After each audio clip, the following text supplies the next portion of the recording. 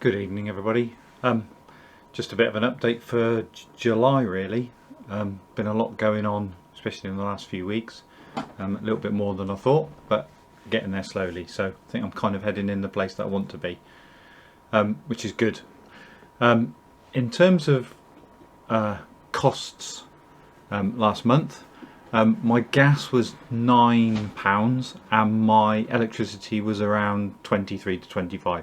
So a total of about £35, and that's now on Octopus, which switched at the beginning of the month, and obviously very little gas. Just wanted to show you, there's part of a conversation that was put on YouTube, one of the comments.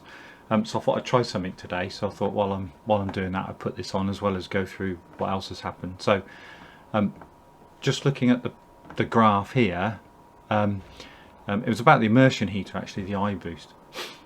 So I thought what I would do is use the battery to completely discharge the battery to use the immersion heater. So this is my overnight consumption. You can see that I'm using the battery as I'm going through the night, not using any electricity apart from occasional couple of seconds. And then here I decided that what I would do is completely discharge the battery, and in doing that, what it meant was the iBoost picked it up. So actually you're running at 2.6 kilowatts, and obviously the iBoost can then pick up all of the solar as well. So that combination means that we're running at full output quite early in the day until the solar gets up. So that's quite a good good use of it, really. So rather than costing anything, which is what I'm trying to do. This little peak here was where I made a mistake and thought I'd just do it really early. Forgot that I did need a little bit of solar to make it over 3.5 kilowatts with the house and everything. So, and then what I thought I'd do is I completely recharge everything. So I've let it get down to about 10%, and then I've just put it in full load mode, and you can see here that it's completely starting to fill the battery. And that's finished at around 2 o'clock. Now in the meantime, I forgot that there's been about 4 showers, a dishwasher, a washing machine and everything else, and it still managed to finish by 2 o'clock. So I guess it's just an example of, with a good day of solar, what could happen. And in reality you can see that there's next to no usage. So if I start this, you can see it start playing in a minute.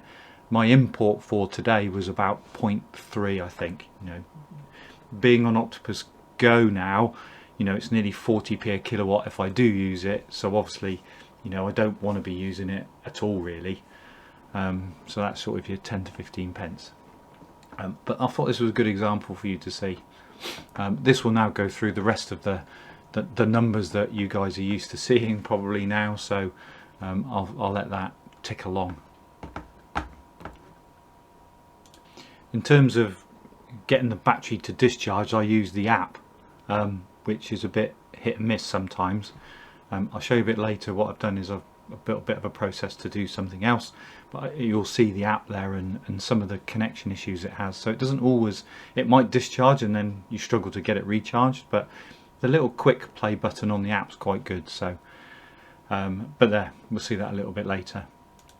So where have I got to? So it's now been 4 months since I submitted my export guarantee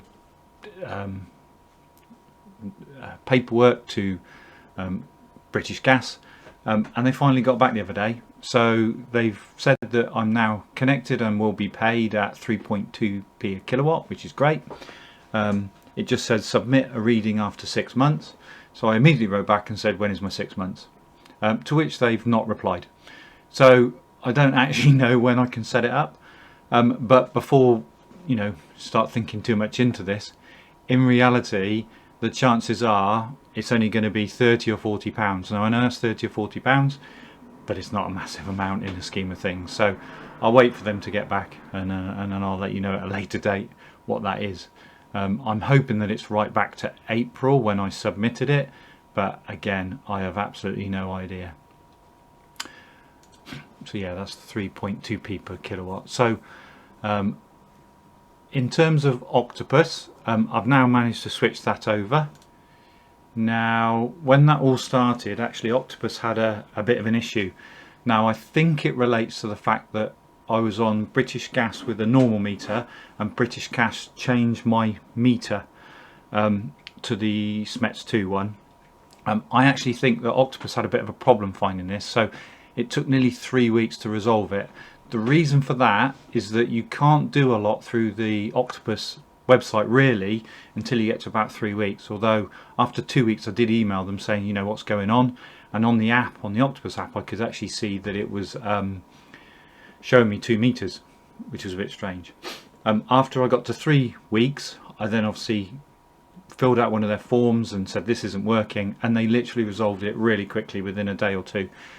I guess they deleted the old meter, just made sure everything was correct, and then everything started working, which was really good news. It was fixed within a day or two, so it's really good stuff. So once I was on there, I was then able to switch to Octopus Go, and I can't remember how long it took, but basically you fill out a form. It asks, it obviously mentions in a lot of places about having a car. You have to kind of tick the boxes to say you've got a car, but actually doesn't ask for any evidence that I can see. So I ticked that, and then I think within a couple of days or something I got a response at sort of 4 o'clock in the morning. Can you do this, that and the other? Tick the, you know, the confirmation of the legal terms, and then literally it started straight away. So I think it was that evening, I think I was actually on holiday at the point, and it said, right, we'll start at midnight, or maybe in a day later, but it was really quick. So then that meant I was on my Octopus Go, so it gave me my midnight to or 12:30 to 4:30, and then as soon as that was done, I actually left it a couple of days because I was trying to work out what tariff I really wanted on the Octopus Go Faster. Actually, you have to kind of be submitted to the Go Faster, but I wrote to them and said, look, I'd like to move to it. They gave me another form to fill out, which was similar to the previous one, just saying, you know, ticking a load of options. And in the end, I've chosen the 12:30 to 5:30 option. So that's 8.2p overnight for 5 hours, and then about 40p, 39p in a day. So obviously I want to not use any of that unless I really have to. While I was filling it out, there was one thing to say, that you can switch back to one of their other tariffs at any point, but you cannot switch back to Go once you're on them for at least 30 days since you've left Go, which is obviously not a problem, but might be one of those things that, you know, I read some of the things where people switch maybe to Agile in the summer and this, that and the other, but you know, it's always an option if something isn't working, that I can always switch back to a standard tariff and have that cheaper rate on the day, but won't get obviously the overnight cheap. Now I'm on the Go tariff, I thought I'd play with some of the options, and more to do with the how I'm going to charge a car in those times. So you can set it within the inverter of the Givenergy. You can set it to say I want it to charge for a number of hours, and there is actually an AC charge up to rate. I've not had a lot of luck with it, so if anyone's got any comments on how that might work, I assume that you'd have to dip below. The challenge is, at the moment the weather's been so good, I really don't want to be charging a battery when I can get it all free. So it will be something I play with at some point. But ultimately what it does, or appears to do, the time I did it, and actually you can see it on the chart here, actually this is quite a good point it stopped. So this was me literally stopping it, or saying charge for half an hour, and then you can see it increasing. But what it actually does is, if you set it for 4 hours, it will then mean that you won't consume any of the battery for yourself, so you'll always be paying something. It will use it against the tariff. Probably a good way if you want to save your battery for 3 or 4 hours, but just bear that in mind. So what I can see is it will charge, if I can get the AC charge bit up to 1% to work, then what I'd like it to do is charge up to 8%, and I'm hearing some of the people saying 30%. Maybe in the winter you put it to 100, so you get that to stop at a certain point, and then everything else can be used everywhere else. And then obviously the aim is that, you know, plug the car in, you can maybe in the summer charge it 30%, then charge the car with the rest, with the overnight tariff. So that would be good, but I'm not quite there yet. So what I've been doing really is just setting it for a time frame, so just, you know, just letting it run. So the other thing, just very quickly, to get the reading for your electricity on the smart meter, you know, I've now got to press, I didn't realise, but it's not included. Obviously there's 2 tariffs, makes sense. So now I have to press I think it's the B button for 5 seconds, and then press the A, and it gives you your alternate readings, so your day reading and your night reading, which is handy to know because I missed that off some of my calculations. But obviously you can see how much you're using. So overall I'm really pleased with the way it's going. I'm on the Octopus Go for 5 hours, the Go Faster, and the good news is my car is turning up tomorrow, so I'm really pleased about that. So hopefully I can make use of it. The only downside is I don't have a proper charger outside, so unfortunately I'm going to have to use the 3-pin for a little while, as I couldn't get that installed fast enough. So hopefully I'll get it installed in the next few weeks. It's just, I've been wanting it a while, but it's been a problem just getting it. So but I'm really looking forward to that. And then hopefully I can see some of my my attempts to save some money, especially on the petrol and diesel. I can hopefully see that. So if you remember, this is my attempt at looking at all of the numbers that are coming from the inverter. So I'm taking all the numbers from the inverter every day and loading those in and analysing them.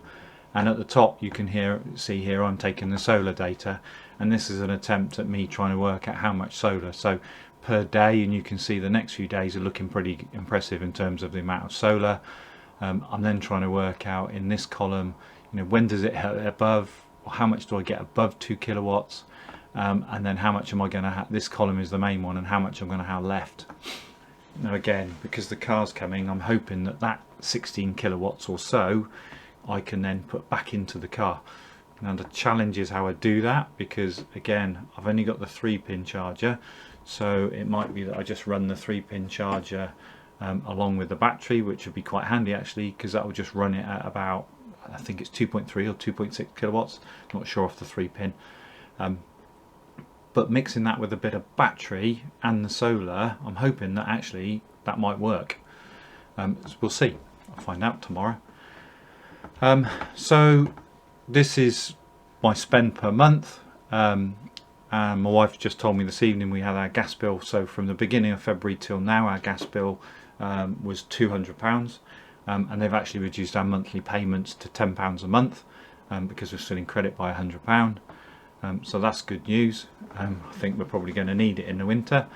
But here, this is where my numbers were coming in. You can see the darker blue is my actual, so you can see it's almost negligible at the moment because I'm only a few days into the month, and this is my savings so far, so plus a little bit.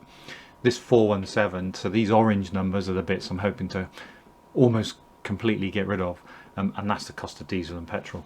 Obviously we've had some holidays and you know, a few days away and things, and a bit of driving, so it's been a bit higher, but that would be aimed to get rid of. This is the solar over the last few days, weeks actually, to see how it's going. So you can see we had a bad week the other week.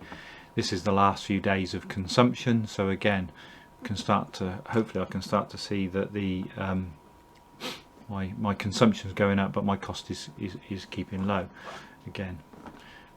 This is the last few days, and this matches, I do check this back, and this matches back to the portal, so I'm pleased that those numbers are working. And then here a few more other numbers. So here's my iBoost, so trying to work out on how much that's saving me so far. Obviously that's what I think it's going to be. That's how many kilowatts of battery, and then obviously here this is my total electric bill. Actually that's, yeah, and then and then this will be my cost saving, and then this is my expected payback time again. These are my numbers, they're what I've put together. I might have made a mistake in here, and we'll see at the end of the, in a year's time, next March, what that actually turns out to be for the year. So it's a good guide. This is actually what's happened to all so over the last 4 months, this is actually my usage, my grid import, which is the dark blue, and then my costs. So actually it's quite nice to see it this way, because then all of a sudden you can see where my battery's kind of kicking in, that it's reduced again. So before this it would have been up at 12-13 kilowatts. This is just solar kicking in, which is handy, and now I'm on my battery. And actually this last bit is quite interesting, because obviously this is where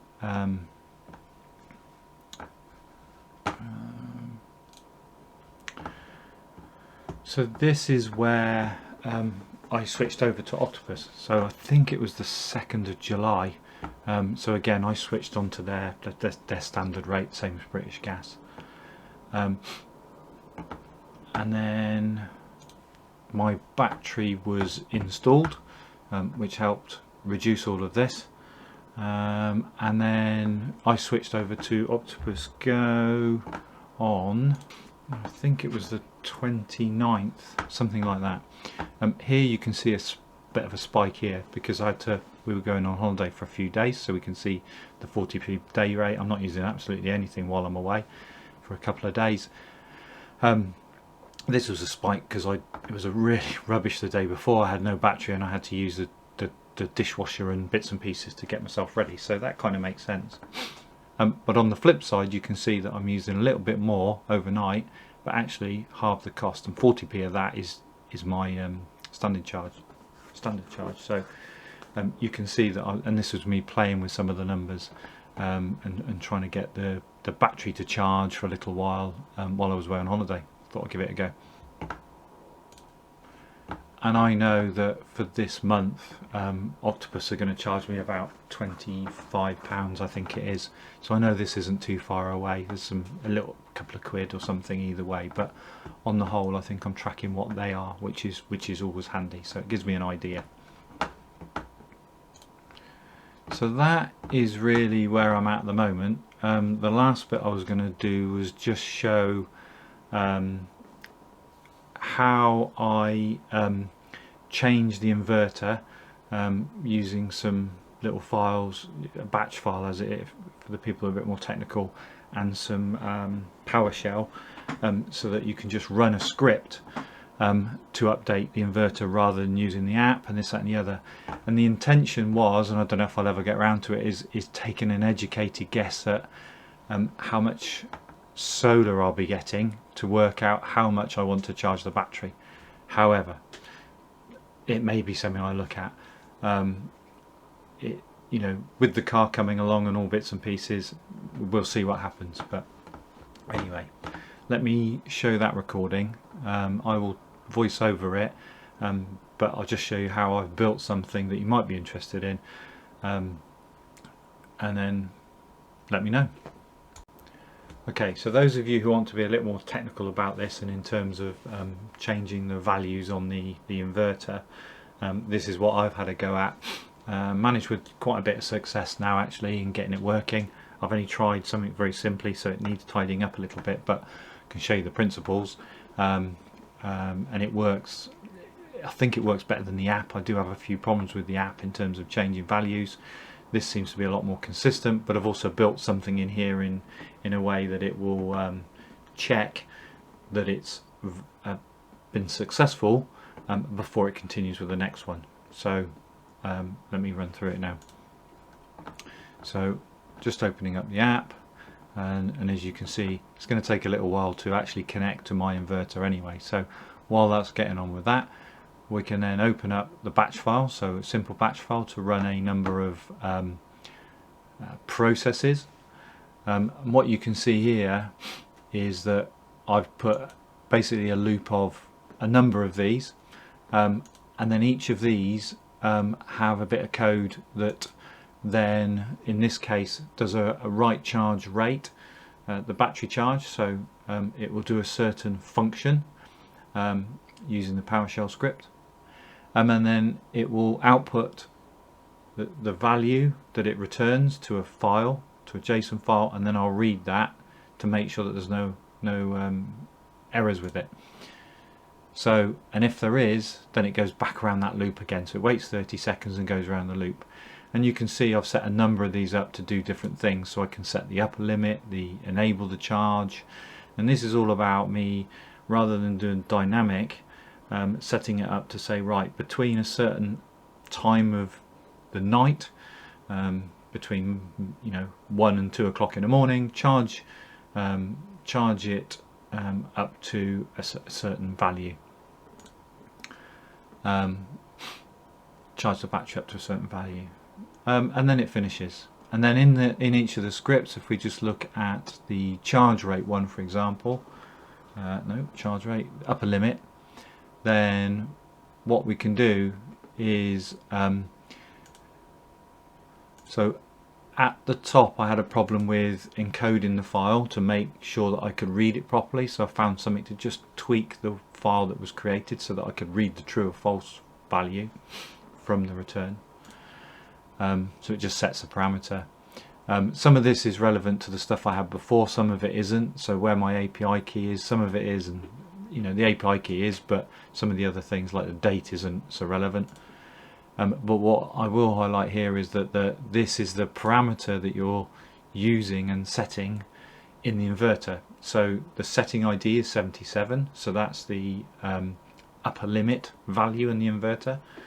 And then the rate that I want to set it to, so I want to set it to 35%. So basically I'm trying to just set it to 35%. Unfortunately, when I tried it, it didn't work, but the principle's there. And then what I do is take that value, put it in the REST API, so post it, and then it will just tell the inverter ID 77, set it to 35, and you can see that there, and it's a post rather than a get. I want to write something rather than read something.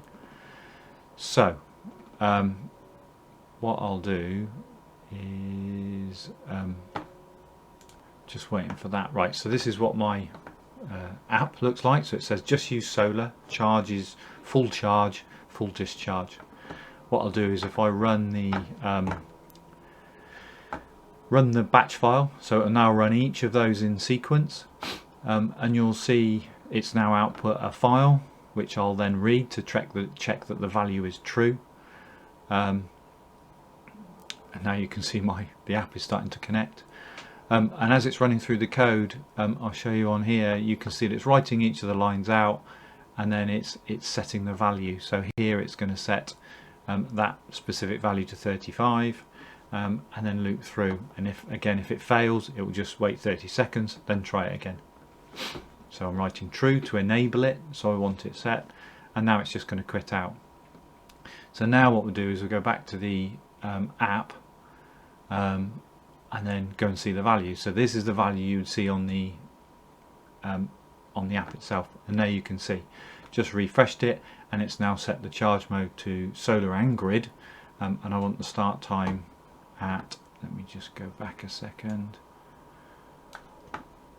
I want to set the start time at midnight up to 4:30, 35%, and this is the charge power. So each of that I'm trying to. So now what I'm going to do is go in and set using the app, set it back. However, it didn't work, but you can see what happens.